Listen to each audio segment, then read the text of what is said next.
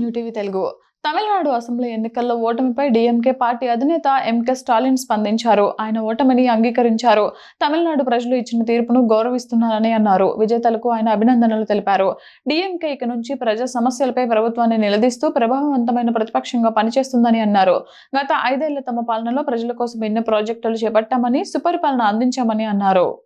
ఎన్నాళ్ళు సమర్థవంతంగా పాలన అందించామని, ఇక నుంచి నిర్మాణాత్మక ప్రతిపక్ష పాత్ర పోషిస్తామని పేర్కొన్నారు.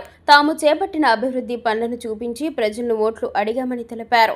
తమ ప్రభుత్వం అమలు చేసిన సంక్షేమ పథకాలను వివరిస్తూ వాటిని కొనసాగిస్తామని హామీ కూడా ఇచ్చామని అన్నారు. కానీ తీర్పు తమకు అనుకూలంగా రాలేదని అన్నారు. తన రాజకీయ జీవితంలో అద్భుత విజయాలు చూశానని, అలాగే ఓటములను కూడా చూశానని పేర్కొన్నారు. ఇక ముందు డీఎంకే రాజకీయ ప్రయాణం ఎలాంటి తడబాటు లేకుండా కొనసాగుతుందని స్టాలిన్ పేర్కొన్నారు. తమిళనాడు అసెంబ్లీ ఎన్నికల్లో విజయ్ నేతృత్వంలోని టీవీకే పార్టీ ఘన విజయం సాధించిన విషయం తెలిసిందే. డీఎంకే 2వ స్థానానికి పరిమితమైందే.